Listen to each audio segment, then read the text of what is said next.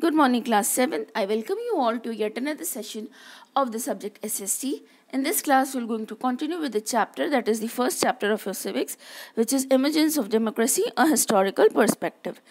In this chapter, we have already studied that from where this idea of democracy got emerged, then how it traveled all around the world, and it got better and better by gathering the ideas from different countries, and how finally it reached India and how it is being adopted in Indian constitution. Then we have studied about the different ideals of the democracy that is being adopted in India, which is universal adult franchisee. Then we have studied that how the elections in India are being held. Then after that we have studied what do we mean by the political parties, the different forms of political parties, and in our last class we have studied that there are how many types of government, that is the parliamentary form of government and the presidential form of government. In this class we are going to start with the new topic, that is principles of democracy in India. Principles of democracy in India means कौन कौन से ऐसे ideas हैं जिस पे हमारा जो democracy है वो बेस्ड है. सो जो प्रिंसिपल्स हैं हमारी डेमोक्रेसी के, they are sovereign, socialist, secular, democratic, republic, state. मतलब हमारा जो स्टेट है वो कैसा है, वो सॉवरेन है. सॉवरेन मतलब अपने इंटरनल और एक्सटर्नल सारे के सारे जितने भी जो फैसले हैं, जो कमांड्स हैं, वो हमारे यहाँ गवर्नमेंट के हाथ में है. And of course from government it is in the hand of the people of the country. Then secular means that we are having no state religion, rather हमारे यहाँ जो हर एक रिलीजन है सबको इक्वल इम्पोर्टेंस मिली हुई है. सोशलिस्ट का मतलब है कि हमारे यहाँ इकोनॉमिकली और सोशली आपको जो इम्पोर्टेंस है वो गवर्नमेंट की तरफ से इक्वल मिलेगी. देन आफ्टर दैट रिपब्लिक मतलब हमारे यहाँ सारे के सारे जो स्टेट्स हैं वो सेंट्रल गवर्नमेंट के कंट्रोल में है और अपने अपने खुद के भी बहुत सारे जो यू कैन से पावर्स हैं वो खुद भी प्रैक्टिस करते हैं. Then after that the next heading is equality. Equality का मतलब क्या होता है? इक्वालिटी का मतलब होता है बराबर. देखो, इक्वालिटी हमारे यहाँ सिर्फ डेमोक्रेसी के अंदर कोई भी डेमोक्रेसी हो सकती है. वो डेमोक्रेसी इक्वालिटी सिर्फ पॉलिटिकल पॉइंट ऑफ व्यू से अगर बात करती है तो वो इक्वालिटी का जो नोशन है, इक्वालिटी का जो स्फीयर है, उसको बहुत कंसंट्रेट कर देगी, बहुत छोटा कर देगी. लेकिन अगर यही इक्वालिटी का जो स्फीयर है ये किसी भी डेमोक्रेटिक कंट्री में ये हर एक वॉक ऑफ लाइफ को टच करता है, चाहे वो आपके पॉलिटिकल पॉइंट ऑफ व्यू हो, चाहे आपका सोशल हो, चाहे वो इकोनॉमिकल हो. इसी तरह से हमारे यहाँ इंडिया में भी ये जो इक्वालिटी का नोशन है ये हमारे हर एक स्फीयर ऑफ लाइफ को टच करता है. ऐसा नहीं है कि इक्वालिटी ऑफ जो हमको हमारे कॉन्स्टिट्यूशन की तरफ से मिली है वो सिर्फ और सिर्फ हमारे पॉलिटिकल राइट्स के लिए ही मिली है. नहीं, ये जो इक्वालिटी है ये हमारे कॉन्स्टिट्यूशन में बात करती है हमारे सोशल इक्वालिटी की. मतलब हमें सोसाइटी में भी, चाहे हम किसी भी वॉक ऑफ लाइफ से आ रहे हों, किसी भी कास्ट, क्रीड, रिलीजन के हों, किसी भी स्टेट के हों, हमें सोशली इक्वल माना जाएगा. हमारी जो प्रैक्टिसेस होंगी, हमारा जो एक्टिविटी होगा वो सोशली इक्वल होगा, उसको इक्वल इम्पोर्टेंस मिलेगा, हमारे एग्जिस्टेंस को इक्वल इम्पोर्टेंस मिलेगा. देन उसके बाद हमारी इकोनॉमिक इक्वालिटी, मतलब आप समझ सकते हो रिलेटेड टू मनी या related to your work, related to your job in simple ways. तो हमको इकोनॉमिकली भी हमारी कंट्री में इक्वल अपॉर्चुनिटी प्रोवाइड की जाएगी कि हम अच्छे से पैसा कमा सकें, कहीं भी जा कर के हम अपना कोई भी बिज़नेस कर सकते हैं, कोई भी जॉब कर सकते हैं. हमें उस जॉब में कहीं पर भी कोई डिस्क्रिमिनेशन नहीं होगा. हमें कहीं पे अगर हम अपने बिज़नेस के लिए कोई लोन लेने जा रहे हैं तो हमें किसी तरह का डिस्क्रिमिनेशन नहीं फेस करना है. ये हमारा जो डेमोक्रेसी है, हमारा जो कॉन्स्टिट्यूशन है वो हमें ये कह सकते हो राइट देता है।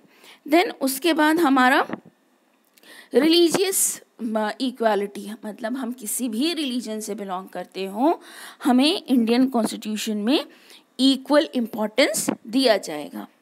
देन उसके बाद आपकी सोशल इक्वालिटी। देखो सोशल इक्वालिटी में आपके हाउस होल्ड इक्वालिटी भी आता है। हाउस होल्ड इक्वालिटी का क्या मतलब है?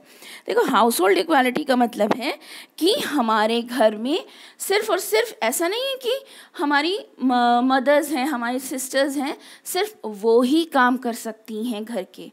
नो, सोशल इक्वालिटी का ये भी मतलब है, हमारी डेमोक्रेसी हमारी इक्वालिटी के बारे में ये भी कहती है कि आपकी सिर्फ मदर या सिस्टर या फीमेल्स ही घर के काम करने के लिए नहीं बनी हैं।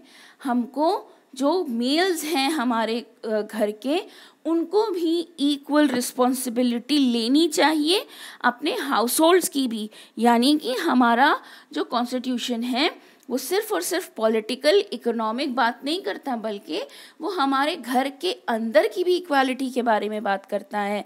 वो बात करता है कि जितना आप कोई भी पेरेंट अपने बेटे को जितना इम्पोर्टेंस देते हैं, उतना ही अपनी बेटी को भी इम्पोर्टेंस दें। जितना वो अपने बेटे को एजुकेट कर रहे हैं, उतना ही अपनी बेटी को भी एजुकेट करें। इस तरह से हमारा जो कॉन्स्टिट्यूशन है या हमारी जो डेमोक्रेसी है वो इक्वालिटी को इम्पोर्टेंस देती है।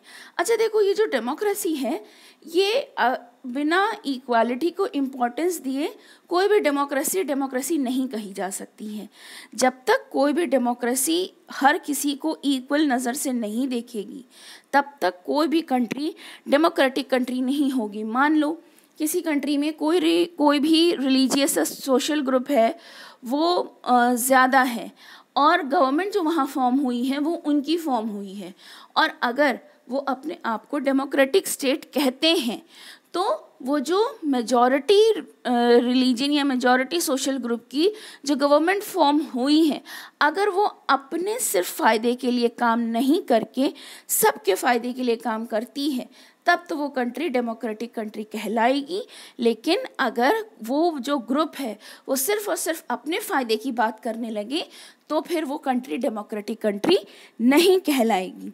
इसलिए किसी भी डेमोक्रेटिक फॉर्म ऑफ गवर्नमेंट में इक्वालिटी का होना बहुत ज़रूरी है। देखो हमारे यहाँ इक्वालिटी इंडियन डेमोक्रेसी में बहुत तरह से बात की जाती है, जैसे इक्वालिटी बिफोर लॉ। इसका क्या मतलब है? इसका मतलब है कि चाहे कोई भी इंसान हो, चाहे आपका प्रेसिडेंट हो, प्राइम मिनिस्टर हो, या एक जनरल सिटीज़न हो, अगर किसी ने कोई भी क्राइम कमिट किया है तो उसको इक्वल सज़ा मिलेगी। Then no discrimination. देखो हमारे यहाँ बहुत ज़्यादा वेरिएशन है, हमारी कास्ट, क्रीड, कल्चर, रिलीजन, हमारे कह सकते हो सोशल स्टेटस, इन सारी चीज़ों में बहुत ज़्यादा वेरिएशन है। तो हमारा जो कॉन्स्टिट्यूशन है उसने हमारे यहाँ जो डेमोक्रेसी को फॉर्म किया है वो कहता है कि हमारे यहाँ इन सारी बेसिस पे किसी को भी कभी भी डिस्क्रिमिनेट नहीं किया जाएगा। Then access of all persons. कहाँ एक्सेस? मतलब किसी की कहीं तक पहुंच होना, यानी कि हर इंसान की हर जगह पे पहुंच होगी। कौन सी पहुंच होगी? आपकी सोशल, इकोनॉमिकल, देन आपकी जो पब्लिक प्लेसेस हैं वहाँ पे जाने की आपको आज़ादी, आपको पार्क्स में, होटल्स में, प्लेग्राउंड्स में, मार्केट्स में, किसी भी तरह कहीं भी जाने की आज़ादी है, चाहे आप किसी भी वॉक ऑफ लाइफ से आते हो। Then abolition of untouchability. Abolition मतलब हटाना, अनटचेबिलिटी मतलब अछूत। देखो इंडिया में जब हमारे यहाँ फ्रीडम नहीं मिली थी, उससे पहले हम अनटचेबिलिटी प्रैक्टिस करते थे। मतलब हम कुछ जो पर्टिकुलर स्ट्राटा ऑफ पीपल थे, बेसिकली जो लोअर क्लासेस थे, शूद्रास जो थे, हम उनको अनटचेबल मानते थे। लेकिन जब हम अनटचेबल मतलब उनको छू लिया अगर किसी ने, या उन्होंने किसी वेल से पानी फेच कर लिया है, पब्लिक वेल से, या उनको जनरली जो बस्ती होती थी उससे दूर बसाते थे, उनको जनरल जो टेंपल होते थे वहाँ पे उनको जाने नहीं मिलता था। अगर उन्होंने किसी को छू लिया है तो जिसको छुआ है he is going to take a bath and will going to purify him. तो ऐसे कंडीशन में वो जो शूद्रास थे, जो लोअर क्लास ऑफ पीपल थे, वो अपने आप को बहुत इन्फीरियर मानते थे और उस वजह से उनका जो डेवलपमेंट था वो भी उतना अच्छा नहीं हो पाया था. तो जब हमारे यहाँ जब हमको आज़ादी मिली है और हमारे यहाँ कॉन्स्टिट्यूशन फॉर्म हुआ, तो इन दैट कॉन्स्टिट्यूशन इस चीज़ को बहुत ज़्यादा इम्पोर्टेंस दी गई है कि हम अपने यहाँ कोई भी जो इस तरह की अनटचेबिलिटी की अगर कोई प्रैक्टिस करता है, कि कोई किसी को अनटचेबल मांगता है, तो उसको लॉ से उसको सज़ा दी जाएगी. According to law he will be punished. क्यों? क्योंकि हमारा जो कॉन्स्टिट्यूशन फ्रीडम के बाद हमारी इंडिया में जो कॉन्स्टिट्यूशन फॉर्म हुआ है, जो डेमोक्रेटिक कंट्री जो इंडिया बनी है, उसमें ये है कि हमारे यहाँ हर एक इंसान इक्वल है, किसी के साथ किसी भी तरह की डिस्क्रिमिनेशन नहीं होगा. To this we come to an end of today's class. In our next class we will going to take up the further chapter. Thank you so much. Have a great day ahead.